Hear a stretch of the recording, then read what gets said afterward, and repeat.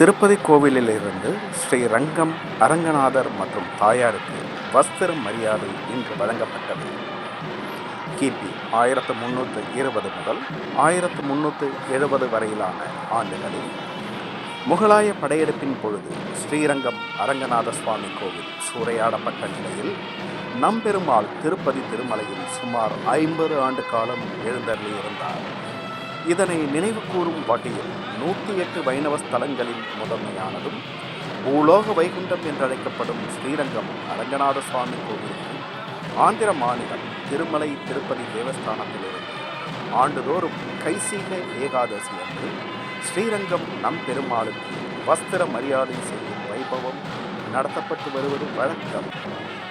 அதன்படி கைசீக ஏகாதசியை முன்னிட்டு திருமலை திருப்பதி தேவஸ்தானத்திலிருந்து ஸ்ரீரங்கம் அரங்கநாத சுவாமிக்கும் உற்சவர் நம்பெருமாளுக்கும் பட்டு வஸ்திரங்கள் மற்றும் அரங்கநாயகி தாயாருக்கு பட்டுப்புடவைகள், மாலை மற்றும் மங்கள பொருட்களை கொண்டு வந்திருந்தனர்.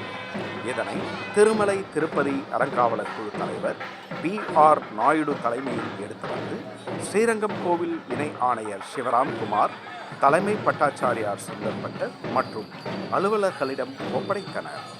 முன்னதாக நம்பெருமாளுக்கான வஸ்திரங்கள் கோவில் யானைகள் ஆண்டாள் மீது வைத்து கோவில் வளாகத்திலிருந்து புறப்பட்டு உள் பிரகாரங்களில் மேலதாளம் முழங்க வலம் வந்து மீண்டும் கோவிலை அடைந்தனர்.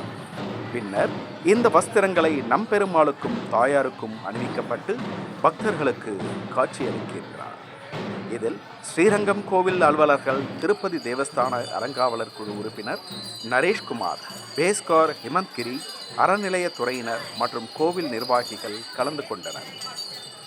திருப்பதியிலிருந்து நம்பெருமாளுக்கு 365 நாட்களுக்கான வஸ்திர மரியாதை வழங்கப்பட்டுள்ளது குறிப்பிடத்தக்கது. பேட்டி திரு சுந்தர் பட்டர், தலைமை அர்ச்சகர், ஸ்ரீரங்கம் கோவில்.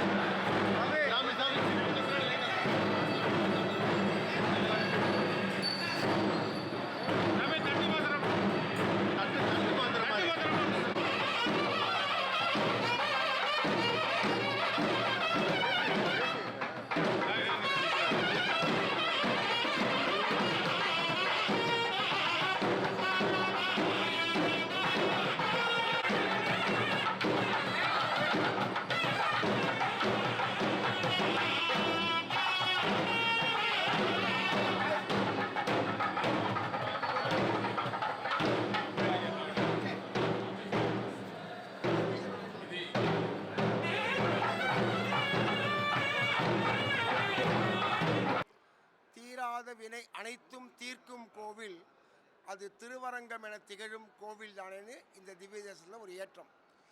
எவ்வளோ பெரிய தீராத வினை இருந்தாலும் அது யாரால் தீர்க்க முடியும்னா இங்கே படுத்துட்டு இருக்க பெரிய பெருமாளால் தான் முடியும். அதே போல் திருவேங்கடமுடையானுக்கும் தாயே தந்தையே என்றும் தாரமே கிளை மக்கள் என்றும் நோயே பற்றொழிந்தேனார். ஸோ நம்மளுடைய வாழ்க்கையை முழுக்க நம்ம எங்கேயாவது ஒரு இடத்துல நம்ம முழுமையாக சமர்ப்பணம் பண்ணிக்கணும். அந்த முழுமையாக சமர்ப்பணம் பண்ண இடத்துல இருக்கக்கூடிய பெரிய பெருமாளும் திருவேங்கடமுடையானும் ஒப்பாரும் இல்லை மிக்காரும் இல்லைம்பா. இந்த தெய்வங்களுக்கு ஒப்பான தெய்வம் கிடையாது, இதுக்கு மேலே தெய்வம் கிடையாது சொல்லுவாள். அதனால தான் திவ்ய தேசங்களில் பிரதானமாக 3 திவ்ய தேசம் கொண்டாடுறோம். ஒன்று ஸ்ரீரங்கம், 2வது திருமலை திருவேங்கடமுடையான், 3வது திவ்ய தேசத்தில் காஞ்சிபுரம். இந்த தேவப்பெருமாளும் பெரிய பெருமாளும் திருவேங்கடமுடையானும் இந்த உலகத்தையே ஆளக்கூடிய மிக பலம் வாய்ந்த ஒரு சக்தி கொண்டவர்கள். அதனால தான் இந்த ஊரை பார்த்தாங்கன்னா எல்லா நாளும் இங்கே எப்படி ரெங்கா ரெங்கான்னு சொல்கிறோமோ அதே போல் திருவேங்கடமுடையானுக்கு பிடித்த வார்த்தையே கோவிந்தா.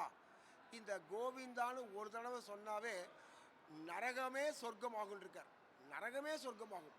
அப்போது அந்த வார்த்தை எவ்வளோ பெரிய பலமான விசேஷமான அனுகிரகம் தன் அடியார்கள் கிடைக்கிறதுக்கு அவர் தன்னை ரொம்ப குறைச்சிட்டு வரவா சௌக்கியத்தை எதிர்பார்த்துட்டு இருக்கார்.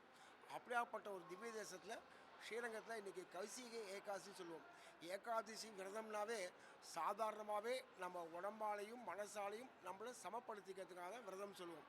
அதில் கௌசிக ஏகாதசி அன்னைக்கு விரதம் இருந்து இந்த பெருமாளுடைய திருநாமங்கள் நான் சொல்லுவாங்கல்ல, குலம் தரும் செல்வம் தந்திடும் பெற்ற தாயினும் ஆயின செய்யும் நலம் தரும் சொல்லை நான் கண்டு கொண்டேன் நாராயணனர்.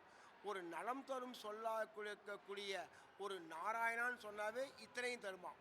அப்படியாப்பட்ட ஒரு பெரிய திவ்ய தேசத்தில் இந்த கௌசிக ஏகாதசி அன்னைக்கு எல்லாரும் பக்தி பூர்வமாக விரதம் இருந்து இந்த பெருமாளை சேவிக்கிறதும், அது மட்டும் இல்லாமல் இன்னும் ஒரு மகிழ்ச்சியானது என்னன்னா, திருவேங்கடமுடையான் தான் சாற்றி கலைந்த வஸ்திரங்களையும் பகுமானம் சொல்லுவோம்.